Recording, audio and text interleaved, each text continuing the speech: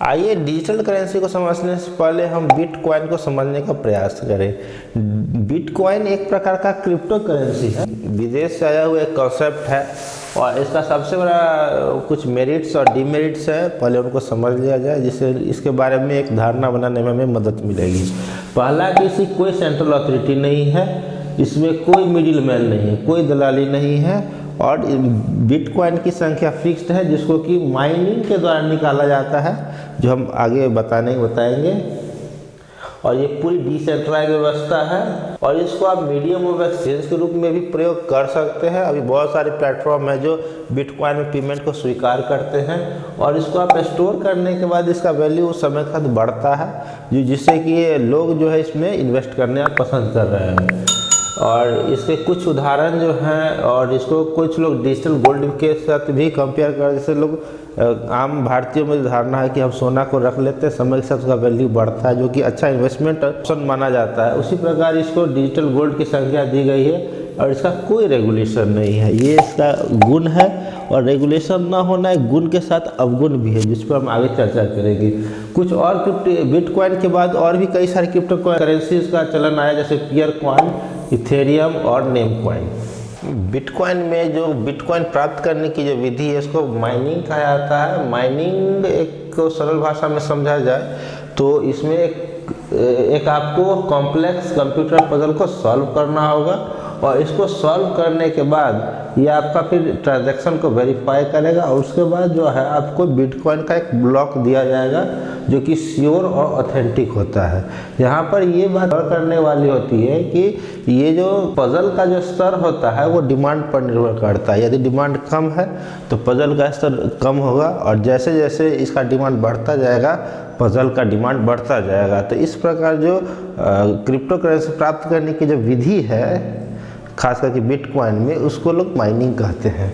Mining एक मतलब ऐसे कंपनी जो दावा करती है उसके कई फ़ायदे गिनाए जाते हैं और कहा जाता है काफ़ी श्योर और ऑथेंटिक है।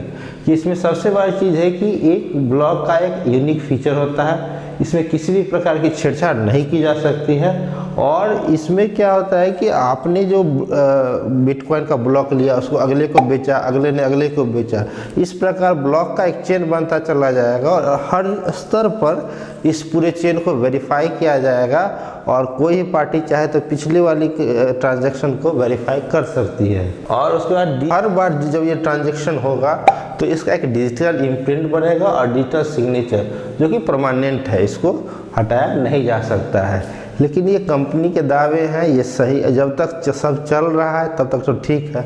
जब कोई बड़ी घटना होती है तब इसका दुष्परिणाम देखने को आते हैं। तो कह सकते हैं ये एक तरह से ब्लाइंड फेथ पर चल रहा है, जिसको कि हम दूसरे भाषा में कहें तो ऑनर अमंग द थीव्स, यानी कि चोरों के बीच जो म्यूचुअल ट्रस्ट होता है उस हिसाब से। जैसे चोर जो है दूसरे चोर पर भरोसा करके चल रहा है कि मान लीजिए हमारा घर है और हम चोर पर भरोसा करके चोर हमारे यहाँ नहीं आएगा, लेकिन जिस दिन चोर आ जाएगा हमारे घर पता चलेगा कि हमारी सिक्योरिटी का स्तर क्या है।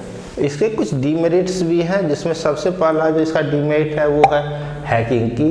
ये जो पूरी प्रक्रिया हैकिंग प्रूफ नहीं है। आपका सारा डाटा जो है एक पासवर्ड द्वारा संचालित होता है। किसी ने वो पासवर्ड चुरा लिया या हैकिंग हो गया या ऑनलाइन फ्रॉड हो गया तो ऐसी स्थिति में आप खुद को असहाय पाएंगे। इसकी ऑनलाइन सिक्योरिटी पर भी उतने अथी नहीं है, विश्वास नहीं किया जा सकता है। जब तक ये अच्छा चल रहा है तब तक ये ठीक है। और हर कंपनी का जो साइबर सिक्योरिटी मैकेनिज्म होता है वो अलग होता है और इस कंपनी का जो है दावा है कि हमारा बहुत अच्छा है, लेकिन मान लीजिए भविष्य में अगर कोई किसी का धोखेबाजी होती है तो ऐसी कोई रिस्क ये लेता भी नहीं है। और ये जो क्रिप्टो करेंसी होती है ये बहुत ही वॉलेटाइल करेंसी है। वॉलेटाइल मतलब कि एक ऐसा संपत्ति जिसका कि मूल्य कभी बहुत बढ़ सकता है, बहुत घट भी सकता है। जैसे शेयर मार्केट को भी वॉलेटाइल में गिना जाता है या म्यूचुअल फंड्स वगैरह जो है, ये इसका शेयर कभी आपका बढ़ भी सकता है, आप मालामाल भी हो सकते हैं और कंगाल भी हो सकते हैं, मतलब लाखपति भी हो सकते हैं और हाथपति भी। इसमें जो सारा आपका जो चीज़ है वो पासवर्ड में है, और कभी आप पर मालवेयर अटैक हुआ या साइबर अटैक हुआ, इस स्थिति में आप खुद को असहाय पाएंगे, क्योंकि आरबीआई जो है ना इसको रिकॉग्नाइज करता है ना इसको बैन करता है, यानी कि आप अपने रिस्क पर है। अगर आपका पैसा डूब जाता है तो उसके लिए कोई आरबीआई किसी भी प्रकार की जिम्मेदारी नहीं लेता है। इसके अलावा इस क्रिप्टो करेंसी में आपको किसी भी प्रकार के सहयोग, किसी भी प्रकार के विवाद, किसी भी समस्या के लिए कोई इंफ्रास्ट्रक्चर या कोई फ्रेमवर्क नहीं है। यहाँ आपकी शिकायत सुनने वाला कोई नहीं है, या आपकी बातें सुनने वाला कोई नहीं। जैसे कस्टमर सपोर्ट होता है ना, जैसे कस्टमर केयर जो कंपनी में होते हैं, ताकि कस्टमर को कि क्या समस्याएं हैं उनको पता लगाया जाए या उनको सुना जाए और उनको एनालाइज करके और बेटर सर्विस दी जाए। ऐसी कोई सुविधा इस क्रिप्टो करेंसी में नहीं है। इसके अलावा जो क्रिप्टो करेंसी का कोई बैकअप प्रोडक्ट नहीं है। ये इसने अपने पास ना कोई सोना स्टोर कर रखा है, ना ज़मीन स्टोर करके रखा है। ये कल को अगर इस पर किसी प्रकार का लेन देन का दबाव आता है तो उसको बेच करके ही आपको पैसा दे देगी। ऐसा कोई इसके पास एसेट बैकअप नहीं है। और दूसरा चीज़ है कि इसमें किसी प्रकार का कैश फ्लो नहीं है। आपका पैसा लग गया, पैसा फंसा हुआ है, अगर इसका दाम बढ़ा तो आपको रिटर्न आएगा, पैसा नहीं आया तो नहीं आया। इसीलिए इस पर अगर एक्सपर्ट की व्यू कहा जाए तो एक बहुत ही जानी मानी अर्थशास्त्री है जेनेट येलेन, जो पहले यूएस फेडरल रिजर्व की चेयरपर्सन थी और अभी यूएस ट्रेजरी की सेक्रेटरी हैं। उन्होंने इसको काफ़ी ज़्यादा मतलब बुरे रेटिंग्स दिए, कहा ये करेंसीज के लिए जो अभी इस्टेब्लिश करेंसी मार्केट है या अभी जो करेंसीज है उसके लिए खतरा है, हाईली वोलेटाइल है, और ये को प्रीफर नहीं करने का इन्होंने सलाह दिया। लोगों को इसको प्रीफर करने का सलाह नहीं दिया। वॉरेन बफेट ने इसको रियल बबल कहा। रियल बबल मतलब जैसे बुलबुला जो होता है कि जो शुरू होता है तो बहुत छोटा, धीरे धीरे बड़ा होता है और अंत में फट जाता है, यानी कि पहले इसका वैल्यू कम है, धीरे धीरे बढ़ेगा और अंततः ये विस्फोट हो जाएगा और आपके हाथ में कुछ नहीं आएगा, आप अपना मुँह देखते रह जाएंगे। आरबीआई की जो अभी स्थिति है कि ना वो इसको रिकॉग्नाइज करती है और ना इसको बैन करती है। ये आप अपने जोखिम पर इस पर इन्वेस्ट कीजिए, अपने जोखिम पर इसमें पैसे बनाइए और डुबाइए। आरबीआई को इससे कोई लेना देना नहीं है।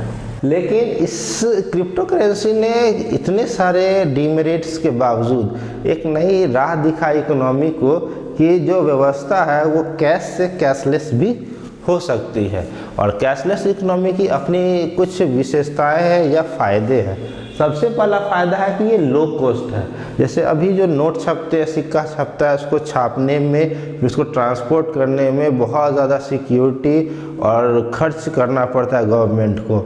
अगर ये इलेक्ट्रॉनिक हो जाए तो छापने का झंझट ख़त्म हो जाएगा और ये जितना पैसा है वो गवर्नमेंट का बच जाएगा। इससे ज़्यादा जो छापने में, ट्रांसपोर्टेशन में, उसको स्टोर करने में, फिर उसको वापस लेने में, उसको नष्ट करने में जो पैसा लगता है, समय लगता है, मैन पावर लगता है, वो सब की बचत हो जाएगी। खास करके टाइम का तो बहुत ज़्यादा बचत होगा। क्योंकि इसको भेजने में क्या है कि एक क्लिक मारी वो वहाँ चला गया, कोई ट्रक, कोई भाड़ा, कोई सिक्योरिटी की कोई ज़रूरत नहीं है। ये काफ़ी कन्वीनियंट है और यूज़र फ्रेंडली। अब तो इतने ज़्यादा यूज़र फ्रेंडली ऐप वगैरह आ गए हैं कि आप कुछ ही क्लिक में लाखों का ट्रांजैक्शन कर सकते हैं इजीली। पहले क्या था कि अब कैश लेके जाइए, वो चोरी हो सकता है या हमारे नोट फेक हो सकता है या फटा हुआ नोट है, वो भी एक समस्या थी।